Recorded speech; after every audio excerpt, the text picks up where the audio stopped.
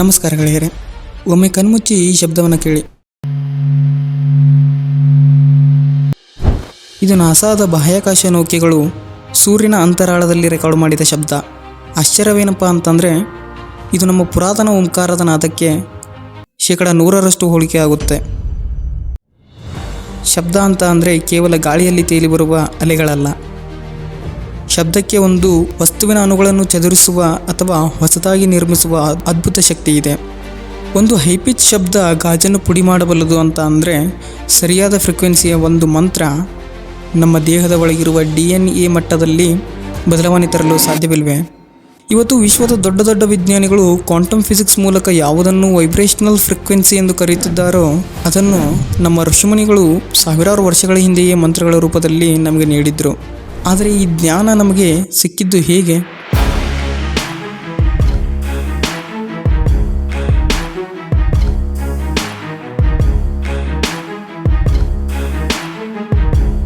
ಒಂದು ಕಾಲದಲ್ಲಿ ಭಾರತವು ಜಗತ್ತಿನ ಜ್ಞಾನ ಕೇಂದ್ರವಾಗಿತ್ತು.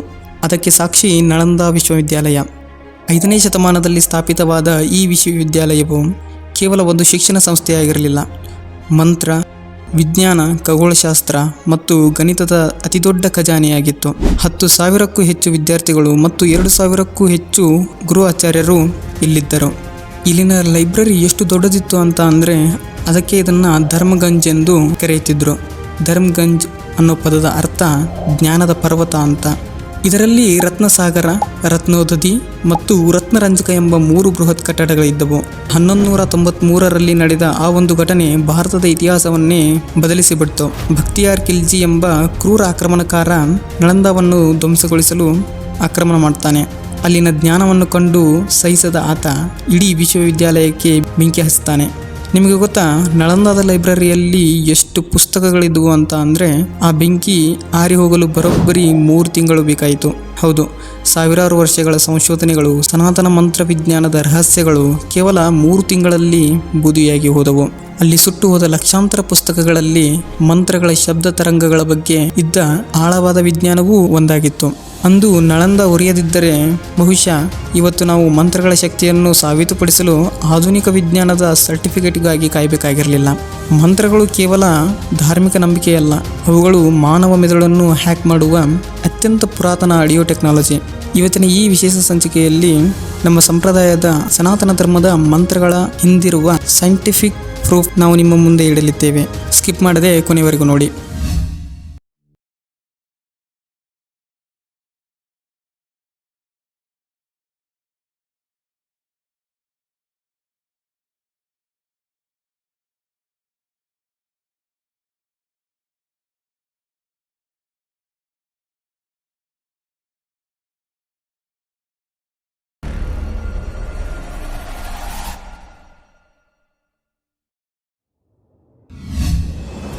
ನಾವು ಜೀವಿಸುತ್ತಿರುವ ಈ ಜಗತ್ತು ಭೌತಿಕ ವಸ್ತುಗಳಿಂದ ಮಾಡಲ್ಪಟ್ಟಿದೆ ಎಂದು ನಾವು ಅಂದುಕೊಂಡಿದ್ದೇವೆ. ಆದರೆ ವಿಜ್ಞಾನ ಮತ್ತು ವೇದಗಳು ಎರಡೂ ಹೇಳುವ ಒಂದು ಸತ್ಯವೇನಂತಂದರೆ ಈ ಜಗತ್ತು ಸೃಷ್ಟಿಯಾಗಿರುವುದು ಶಬ್ದ ಮತ್ತು ಕಂಪನಗಳಿಂದ.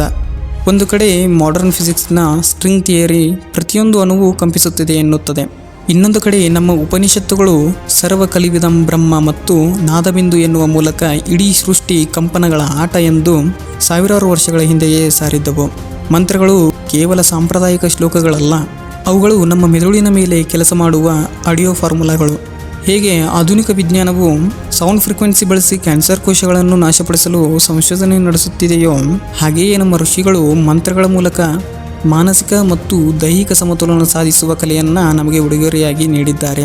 ಸನಾತನ ಧರ್ಮದ ಆಧ್ಯಾತ್ಮಿಕ ಸತ್ಯ ಮತ್ತು ಆಧುನಿಕ ವಿಜ್ಞಾನದ ತರ್ಕಬದ್ಧ ಸಿದ್ಧಾಂತಗಳು ಒಂದೇ ಬಿಂದುವಿನಲ್ಲಿ ಹೇಗೆ ಸಂಧಿಸುತ್ತವೆ? ಮಂತ್ರಗಳು ಹೇಗೆ ನಂಬಿಕೆಯನ್ನು ಮೀರಿ ಜ್ಞಾನವಾಗಿ ಬದಲಾಗುತ್ತವೆ? ಬನ್ನಿ ನೋಡೋಣ. ಗೆಳೆಯರೆ, ಮಂತ್ರಗಳ ಇತಿಹಾಸ ಕೇವಲ ಮೌಖಿಕ ಕಥೆಗಳಲ್ಲ.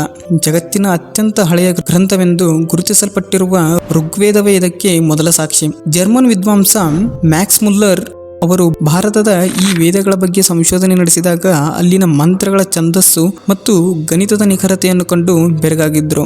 ಕ್ರಿಸ್ತಪೂರ್ವ 4ನೇ ಶತಮಾನದ ಪಾಣಿನಿ ಮಹರ್ಷಿಗಳ ಅಷ್ಟಾಧ್ಯಾಯಿ ಗ್ರಂಥವನ್ನು ಇವತ್ತು ಜಗತ್ತಿನ ಭಾಷಾ ವಿಜ್ಞಾನದ ತಾಯಿ ಎಂದು ಕರೆಯಲಾಗುತ್ತದೆ. ಇದರಲ್ಲಿ ಶಬ್ದಗಳ ಉಚ್ಚಾರಣೆ ಹೇಗೆ ನಮ್ಮ ದೇಹದ ನರಮಂಡಲದ ಮೇಲೆ ಪರಿಣಾಮ ಬೀರುತ್ತವೆ ಎಂಬ ಲಿಂಗ್ವಿಸ್ಟಿಕ್ಸ್ ಅಂತಂದ್ರೆ ಧ್ವನಿ ವಿಜ್ಞಾನದ ರಹಸ್ಯಗಳಿವೆ. ಇದು ಇಂದಿನ ಆಲ್ಗಾರಿಥಮ್ಗಿಂತಲೂ ಹೆಚ್ಚು ಸಂಕೀರ್ಣವಾಗಿದೆ. ಸಂಗೀತ ರತ್ನಾಕರ ಎಂಬ ಪ್ರಾಚೀನ ಗ್ರಂಥದಲ್ಲಿ ನಾದ ಎನ್ನುವುದು ಹೇಗೆ ಭ್ರೂಣದ ಬೆಳವಣಿಗೆಯಿಂದ ಹಿಡಿದು ಬ್ರಹ್ಮಾಂಡದ ಸೃಷ್ಟಿಯವರೆಗೆ ಕಾರಣವಾಗಿದೆ ಎಂಬುದನ್ನು ವಿವರಿಸಲಾಗಿದೆ. ಅಂದ್ರೆ ನಮ್ಮ ಪೂರ್ವಜರಿಗೆ ಶಬ್ದ ಎನ್ನುವುದು ಕೇವಲ ಕಮ್ಯುನಿಕೇಶನ್ ಆಗಿರಲಿಲ್ಲ, ಅದು ಸೃಷ್ಟಿಯ ಸಾಫ್ಟ್ವೇರ್ ಆಗಿತ್ತು. ಇತಿಹಾಸದಲ್ಲಿ ಯಾವುದೇ ಪುಸ್ತಕವಿರಲಿ, ಕಾಲಕ್ರಮೇಣ ಅದರಲ್ಲಿ ಬದಲಾವಣೆಗಳಾಗುತ್ತವೆ. ಆದರೆ ವೇದಗಳ ಮಂತ್ರಗಳನ್ನು ಸಂರಕ್ಷಿಸಲು ನಮ್ಮವರು ಅಷ್ಟವಿಕೃತಿ ಎಂಬ 8 ಬಗೆಯ ಗಣಿತದ ವಿಧಾನಗಳನ್ನು ಬಳಸುತ್ತಿದ್ದರು. ಅಂದರೆ ಒಂದು ಮಂತ್ರವನ್ನು 8 ರೀತಿಯಲ್ಲಿ ಪಠಿಸಬೇಕಿತ್ತು. ಈ ಕಾರಣದಿಂದಲೇ ಸಾವಿರಾರು ವರ್ಷಗಳ ನಂತರವೂ ಮಂತ್ರಗಳ ಫ್ರೀಕ್ವೆನ್ಸಿ ಬದಲಾಗದೆ ಉಳಿದುಕೊಂಡಿದೆ. ಇತಿಹಾಸದ ಈ ಜ್ಞಾನ ಎಷ್ಟು ಪ್ರಭಾವಶಾಲಿಯಾಗಿತ್ತು ಅಂದ್ರೆ ಆಧುನಿಕ ವಿಜ್ಞಾನಿ ಫ್ರಿಟ್ಜಾಫ್ ಕಾಪ್ರಾ ತಮ್ಮ ಟಾವೋ ಆಫ್ ಫಿಸಿಕ್ಸ್ ಪುಸ್ತಕದಲ್ಲಿ ಸನಾತನ ಧರ್ಮದ ಈ ಕಂಪನ ಸಿದ್ಧಾಂತಕ್ಕೂ ಮತ್ತು ಮಾಡರ್ನ್ ಪಾರ್ಟಿಕಲ್ ಫಿಸಿಕ್ಸ್ಗೂ ಇರುವ ಅಚ್ಚರಿಯ ಸಾಮ್ಯತೆಯನ್ನ ದಾಖಲಿಸಿದ್ದಾರೆ. ಅಂದು ನಮ್ಮ ವಿಶ್ವವಿದ್ಯಾಲಯಗಳಲ್ಲಿ ಬೋಧಿಸುತ್ತಿದ್ದ ಈ ಶಬ್ದ ವಿಜ್ಞಾನ ಇಂದು ಮಾಡರ್ನ್ ಪ್ರಯೋಗಾಲಯಗಳಲ್ಲಿ ಸಾಬೀತಾಗುತ್ತಿದೆ. ಹಾಗಾದರೆ ಈ ಮೌಖಿಕ ಪರಂಪರೆಯ ಹಿಂದಿರುವ ಈ ಅಸಲಿ ಸೀಕ್ರೆಟ್ ಏನು? ಮಂತ್ರಗಳು ಗಾಳಿಯಲ್ಲಿ ಅದೃಶ್ಯ ರೇಖಾಗಣಿತವನ್ನು ಹೇಗೆ ನಿರ್ಮಿಸುತ್ತವೆ? ನಿಮ್ಮ ಕಣ್ಮುಂದೆ ಕಾಣುತ್ತಿರುವ ಈ ಚಿತ್ರ ಕೇವಲ ಗ್ರಾಫಿಕ್ಸ್ ಅಲ್ಲ, ಇದು ಸೆಮ್ಯಾಟಿಕ್ಸ್ ಎಂಬ ವಿಜ್ಞಾನ. ಅಂದರೆ ಶಬ್ದವು ಹೇಗೆ ಭೌತಿಕ ಆಕಾರಗಳನ್ನು ಸೃಷ್ಟಿಸುತ್ತವೆ ಎಂಬುದಕ್ಕೆ ಜೀವಂತ ಸಾಕ್ಷಿ. ನಮ್ಮ ವೇದಗಳು ಹೇಳುವಂತೆ ಈ ಸೃಷ್ಟಿಯಲ್ಲಿ ಶಬ್ದಕ್ಕಿಂತ ಮೊದಲೇ ಯಾವುದೂ ಇರಲಿಲ್ಲ. ಇದಕ್ಕೆ ವಿಜ್ಞಾನ ಇವತ್ತು ವೈಬ್ರೇಷನಲ್ ಸ್ಟ್ರಿಂಗ್ ಥಿಯರಿ ಅಂತ ಕರೆಯುತ್ತೆ. ನೀವು ಯಾವತ್ತಾದರೂ ಯೋಚಿಸಿದ್ದೀರಾ ನಮ್ಮ ದೇವಸ್ಥಾನಗಳಲ್ಲಿ ಯಂತ್ರಗಳನ್ನು ಹೇಗೆ ಸ್ಥಾಪಿಸ್ತಾರೆ ಅಂತ? ಸಂಶೋಧಕರು ಒಂದು ವಿಶೇಷ ಪ್ರಯೋಗ ಮಾಡ್ತಾರೆ. ಅವರು ಅತ್ಯಾಧುನಿಕ ಟೋನೋಸ್ಕೋಪ್ ಯಂತ್ರದಲ್ಲಿ ಓಂ ಅಥವಾ ನಿರ್ದಿಷ್ಟ ಮಂತ್ರಗಳನ್ನು ಪಠಿಸಿದಾಗ ಆ ಶಬ್ದದ ಅಲೆಗಳು ಗಾಳಿಯಲ್ಲಿ ಶ್ರೀಚಕ್ರದಂತಹ ಸಂಕೀರ್ಣ ರೇಖಾಗಣಿತದ ಆಕಾರಗಳನ್ನು ನಿರ್ಮಿಸುತ್ತವೆ. ಅಂದ್ರೆ ನೀವು ಮಂತ್ರ ಹೇಳುವಾಗ ನಿಮ್ಮ ಸುತ್ತಲೂ ಕಣ್ಣಿಗೆ ಕಾಣದ ಅದ್ಭುತ ಆಕಾರಗಳು ನಿರ್ಮಾಣವಾಗುತ್ತಿರುತ್ತವೆ. ಭಾರತೀಯ ವೈದಿಕ ಸಂಹಿತೆ ಮತ್ತು ಆಧುನಿಕ ಕ್ವಾಂಟಮ್ ಫಿಸಿಕ್ಸ್ನ ಆಳವಾದ ಸಂಬಂಧವನ್ನ ನೋಡೋಣ ಬನ್ನಿ. ಮಂತ್ರಗಳು ಕೇವಲ ಸಾಲುಗಳಲ್ಲ, ಅವುಗಳು ಗಾಳಿಯಲ್ಲಿರುವ ಅಣುಗಳನ್ನು ಮರುಜೋಡಿಸುವ ಶಕ್ತಿ ಹೊಂದಿವೆ. ಉದಾಹರಣೆಗೆ ಗಾಯತ್ರಿ ಮಂತ್ರ. ಇದರಲ್ಲಿರುವ 24 ಅಕ್ಷರಗಳು ನಮ್ಮ ದೇಹದ ಪ್ರಮುಖ 24 ಗ್ಲ್ಯಾಂಡ್ಸ್ಗಳನ್ನು ಪ್ರಚೋದಿಸುತ್ತವೆ. ಇದನ್ನು ಪುರಾಣಗಳಲ್ಲಿ ಶಕ್ತಿ ಕೇಂದ್ರಗಳ ಜಾಗೃತಿ ಎನ್ನಲಾಗಿದೆ ಮತ್ತು ಆಧುನಿಕ ವಿಜ್ಞಾನದಲ್ಲಿ ಇದನ್ನು ಎಂಡೋಕ್ರೈನ್ ಸಿಸ್ಟಮ್ ಆಕ್ಟಿವೇಶನ್ ಎನ್ನಲಾಗುತ್ತೆ. ಎಷ್ಟು ಅದ್ಭುತವಾದ ಸಾಮ್ಯತೆ ಅಲ್ವಾ? ವಿಷಯ ಇಷ್ಟಕ್ಕೆ ಮುಗಿಯೋದಿಲ್ಲ. ಮಂತ್ರಗಳು ನಮ್ಮ DNA ಮೇಲೆ ಪ್ರಭಾವ ಬೀರಬಲ್ಲವೇ? ಶಬ್ದದ ಮೂಲಕ ರೋಗಗಳನ್ನು ಗುಣಪಡಿಸಲು ಸಾಧ್ಯವೇ?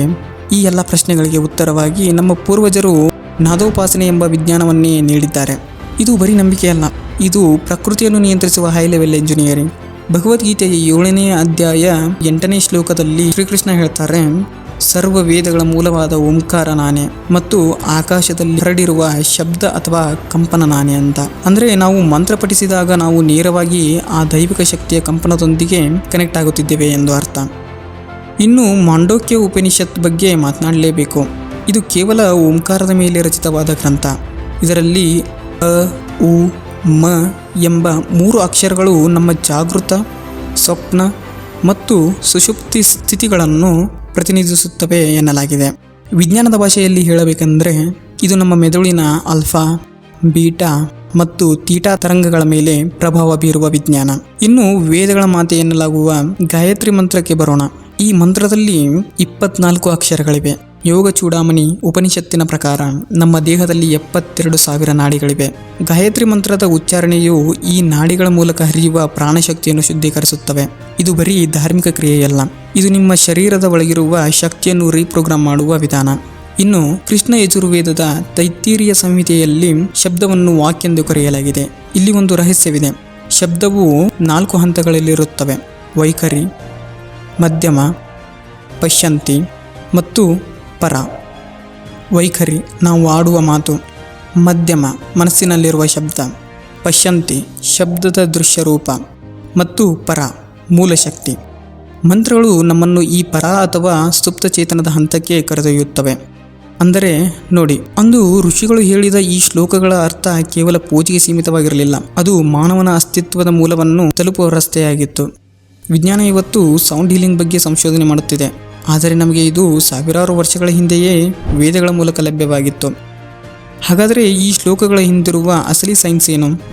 ನಾವು ಮಂತ್ರ ಹೇಳಿದಾಗ ನಮ್ಮ ಶರೀರದ ಒಳಗಿರುವ ರಾಸಾಯನಿಕಗಳು ಹೇಗೆ ಬದಲಾಗುತ್ತವೆ? ಕೇವಲ ಕೆಲವು ಶಬ್ದಗಳನ್ನು ಪಠಿಸುವುದರಿಂದ ನಮ್ಮ ದೇಹದಲ್ಲಿ ಬದಲಾವಣೆ ಸಾಧ್ಯವೇ? ವಿಜ್ಞಾನ ಎಂದು ಇದಕ್ಕೆ ಹೌದು ಎನ್ನುತ್ತಿದೆ. ಇದಕ್ಕೆ ಮುಖ್ಯ ಕಾರಣ ನ್ಯೂರೋಪ್ಲಾಸ್ಟಿಸಿಟಿ.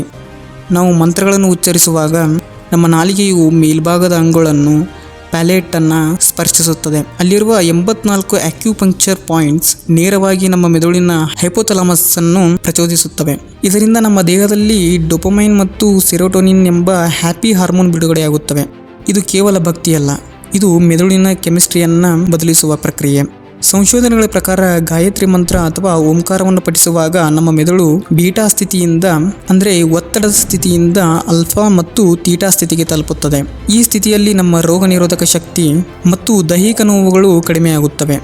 ಇದಕ್ಕೆ ವೇದಗಳು ಚಿತ್ತಶುದ್ಧಿ ಎಂದು ಕರೆದಿದ್ದವು.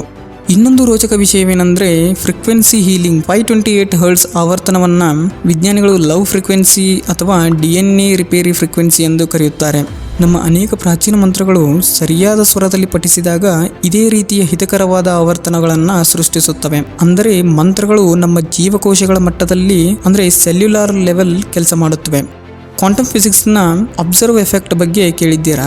ನಮ್ಮ ಆಲೋಚನೆ ಮತ್ತು ಶಬ್ದಗಳು ಭೌತಿಕ ಜಗತ್ತನ್ನು ಬದಲಿಸಬಲ್ಲವು. ಮಂತ್ರ ಪಠಿಸುವಾಗ ನಾವು ಸೃಷ್ಟಿಸುವ ಆ ಸಕಾರಾತ್ಮಕ ಕಂಪನಗಳು ನಮ್ಮ ಸುತ್ತಲಿನ ಎನರ್ಜಿ ಫೀಲ್ಡ್ ಅನ್ನು ಅಥವಾ ನಮ್ಮ ಔರಾವನ್ನು ಶುದ್ಧೀಕರಿಸುತ್ತವೆ. ಇದು ಈಗಿನ ವಿಜ್ಞಾನವೂ ಒಪ್ಪಿಕೊಳ್ಳುತ್ತಿರುವ ಬಯೋಮ್ಯಾಗ್ನೆಟಿಕ್ ಫೀಲ್ಡ್ ವಿಜ್ಞಾನ.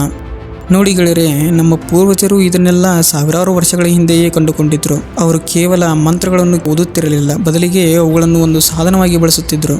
ಸನಾತನ ಧರ್ಮದ ಪ್ರತಿಯೊಂದು ಕ್ರಿಯೆಯ ಹಿಂದೆ ಒಂದು ಗಂಭೀರವಾದ ವಿಜ್ಞಾನವಿದೆ. ಅದನ್ನು ಯಾರೋ ಹೇಳ್ತಾರೆ ಅಂತ ಮೂಢನಂಬಿಕೆಯ ಪಟ್ಟಿಯನ್ನು ಹಚ್ಚಿ ಸೈಡಿಗಿಡಬೇಡಿ. ಈ ಇಡೀ ಪ್ರಯಾಣದಲ್ಲಿ ನಾವು ಒಂದು ವಿಷಯವನ್ನು ಸ್ಪಷ್ಟವಾಗಿ ಅರ್ಥ ಮಾಡಿಕೊಂಡಿದ್ದೇವೆ. ಮಂತ್ರಗಳು ಕೇವಲ ಧಾರ್ಮಿಕ ನಂಬಿಕೆಯಲ್ಲ, ಅವುಗಳು ಪ್ರಕೃತಿಯ ಮೂಲಭೂತ ವಿಜ್ಞಾನದ ಒಂದು ಭಾಗ. ಶಬ್ದಕ್ಕೆ ವಸ್ತುಗಳನ್ನು ಬದಲಿಸುವ ಶಕ್ತಿ ಇದೆ ಎನ್ನುವುದಕ್ಕೆ ನಮ್ಮ ವೇದಗಳು ಮತ್ತು ಆಧುನಿಕ ವಿಜ್ಞಾನದ ಎರಡೂ ಸಾಕ್ಷಿ ನುಡಿಯುತ್ತಿವೆ. ಹಾಗಾದರೆ ಈ ವಿಡಿಯೋದಿಂದ ನಾವು ಕಲಿಯಬೇಕಾದ ಅಸಲಿ ಪಾಠವೇನು ಅಂತಂದರೆ, ಮಂತ್ರಪಠನೆ ಎನ್ನುವುದು ಕೇವಲ ದೇವಸ್ಥಾನಗಳಿಗೆ ಸೀಮಿತವಾಗಿರಬಾರದು. ಇದು ನಮ್ಮ ದೈನಂದಿನ ಮಾನಸಿಕ ಆರೋಗ್ಯದ ಕಿಟ್ ಆಗಬೇಕು. ಕನಿಷ್ಠ 10 ನಿಮಿಷಗಳ ಕಾಲ ಸರಿಯಾದ ಉಚ್ಚಾರಣೆಯೊಂದಿಗೆ ಮಂತ್ರಗಳನ್ನು ಪಠಿಸುವುದು ನಿಮ್ಮ ಮೆದುಳಿನ ಸರ್ಕ್ಯೂಟನ್ನು ರಿವೈರಿಂಗ್ ಮಾಡಲು ಸಹಾಯ ಮಾಡುತ್ತೆ. ನಮ್ಮ ದೇಹದಲ್ಲಿ 70%ಕ್ಕೂ ಹೆಚ್ಚು ನೀರಿದೆ. ಹೇಗೆ ಶಬ್ದದ ಅಲೆಗಳು ವಾಟರ್ ಕ್ರಿಸ್ಟಲ್ಸ್ ಆಕಾರವನ್ನು ಬದಲಿಸಬಲ್ಲವೋ, ಹಾಗೆ ಮಂತ್ರದ ಸಕಾರಾತ್ಮಕ ಕಂಪನಗಳು ನಮ್ಮ ದೇಹದ ಒಳಗಿರುವ ನೀರಿನ ಅಂಶವನ್ನ ಮತ್ತು ಜೀವಕೋಶಗಳನ್ನು ಪುನಶ್ಚೇತಗೊಳಿಸುತ್ತವೆ. ಇದು ನಿಮ್ಮ ಏಕಾಗ್ರತೆ ಮತ್ತು ಶಾಂತಿಯನ್ನು ಹೆಚ್ಚಿಸುವ ಅತ್ಯಂತ ಸುಲಭವಾದ ಹಾದಿ. ನಾವಿಂದು ಗ್ಲೋಬಲ್ ಸಿಟಿಸನ್ಸ್ ಆಗಿರಬಹುದು, ಆದರೆ ನಮ್ಮ ಬೆರಳುಗಳು ಇಂತಹ ಅದ್ಭುತ ವಿಜ್ಞಾನದಲ್ಲಿವೆ ಎನ್ನುವುದನ್ನ ಮರೆಯಬಾರದು. ನಾವು ವಿಜ್ಞಾನವನ್ನು ಓದೋಣ, ಆದರೆ ನಮ್ಮ ಪೂರ್ವಜರು ನಮಗೆ ಬಿಟ್ಟು ಹೋದ ಆಳವಾದ ಅನುಭವದ ಜ್ಞಾನವನ್ನು ಗೌರವಿಸೋಣ. ಸನಾತನ ಧರ್ಮದ ಈ ವೈಜ್ಞಾನಿಕ ಆಯಾಮಗಳನ್ನು ಪ್ರಪಂಚದ ಮುಂದೆ ತರುವುದು ನಮ್ಮೆಲ್ಲರ ಜವಾಬ್ದಾರಿ. ಮಂತ್ರಗಳನ್ನು ಕೇವಲ ಮಂತ್ರಗಳನ್ನಾಗಿ ನೋಡಬೇಡಿ, ಅವುಗಳನ್ನು ನಿಮ್ಮ ಅಂತರಾಳದ ಶಕ್ತಿಯನ್ನು ಜಾಗೃತಗೊಳಿಸುವ ಕೀಲಿ ಕೈಗಳಾಗಿ ಬಳಸಿ. ನೆನಪಿಡಿ, ಈ ಬ್ರಹ್ಮಾಂಡದಲ್ಲಿ ಪ್ರತಿಯೊಂದು ಕಂಪಿಸುತ್ತಿದೆ. ಆ ಕಂಪನದೊಂದಿಗೆ ನೀವು ಲಯಬದ್ಧವಾಗಿ ಮಿಡಿಯುವುದೇ ನಿಜವಾದ ಯೋಗ. ಜ್ಞಾನ ಎನ್ನುವುದು ಕೇವಲ ಸಂಗ್ರಹಿಸುವುದಕ್ಕಲ್ಲ, ಅದನ್ನು ಅನುಭವಿಸುವುದಕ್ಕೆ. ಮಂತ್ರ ಮತ್ತು ಶಬ್ದ ವಿಜ್ಞಾನದ ಬಗ್ಗೆ ನಾವು ನಡೆಸಿದ ಈ ಸುದೀರ್ಘ ಚರ್ಚೆ ನಿಮಗೆ ಇಷ್ಟವಾಗಿದೆ ಎಂದು ನಾನು ಭಾವಿಸುತ್ತೇನೆ. ಈ ಜಗತ್ತು ನಾವು ಕಣ್ಣಿಗೆ ಕಾಣುವ ಭೌತಿಕ ವಸ್ತುಗಳಿಂದ ಮಾತ್ರ ಮಾಡಲ್ಪಟ್ಟಿಲ್ಲ, ಅದರ ಹಿಂದೆ ಅದೃಶ್ಯವಾದ ಶಕ್ತಿ ಮತ್ತು ಕಂಪನಗಳ ದೊಡ್ಡ ಜಾಲವೇ ಇದೆ. ಈ ಮಾಹಿತಿ ನಿಮಗೆ ಉಪಯುಕ್ತ ಅನಿಸಿದರೆ ವಿಡಿಯೋನ ಶೇರ್ ಮಾಡಿ, ಲೈಕ್ ಮಾಡಿ ಮತ್ತು ಚಾನಲ್ಗೆ ಸಬ್ಸ್ಕ್ರೈಬ್ ಮಾಡಿ ಮತ್ತು ನಿಮ್ಮ ಸ್ನೇಹಿತರೊಂದಿಗೆ ಹಂಚಿಕೊಳ್ಳಿ. ಮಂತ್ರಗಳು ನಮ್ಮ ಮೆದುಳು ಮತ್ತು ಶರೀರದ ಮೇಲೆ ಪ್ರಭಾವ ಬೀರುತ್ತವೆ ಸರಿ, ಆದರೆ ನಮ್ಮ ಅಸ್ತಿತ್ವದ ಮೂಲವಾದ ನಮ್ಮ DNA, ನಮ್ಮ ಪೂರ್ವಜರ ಸಂಸ್ಕಾರಗಳು ಹೇಗೆ ಕೆಲಸ ಮಾಡುತ್ತವೆ? ಸಾವಿರಾರು ವರ್ಷಗಳ ಪಾಲಿಸಿಕೊಂಡು ಬರುತ್ತಿರುವ ಗೋತ್ರ ವ್ಯವಸ್ಥೆ ನಿಜಕ್ಕೂ ಕೇವಲ ಸಂಪ್ರದಾಯವೇ ಅಥವಾ ಅದರ ಹಿಂದೆಯೂ ಅಚ್ಚರಿ ಎನಿಸುವಂತಹ ವಿಜ್ಞಾನ ಅಡಗಿದೆಯೇ? ನಮ್ಮ ಮುಂದಿನ ಸಂಚಿಕೆ ಇದಾಗಲಿದೆ. ಮುಂದಿನ ಸಂಚಿಕೆಯಲ್ಲಿ ನಾವು ಗೋತ್ರ ಮತ್ತು ಜೆನೆಟಿಕ್ಸ್ ನಡುವಿನ ಆ ಬೆಚ್ಚಿ ಬೀಳಿಸುವ ಸಂಬಂಧವನ್ನು ಬಯಲು ಮಾಡಲಿದ್ದೇವೆ. ಮಿಸ್ ಮಾಡದೆ ನೋಡಿ. ಅಲ್ಲಿವರೆಗೆ ಹರೇ ಕೃಷ್ಣ.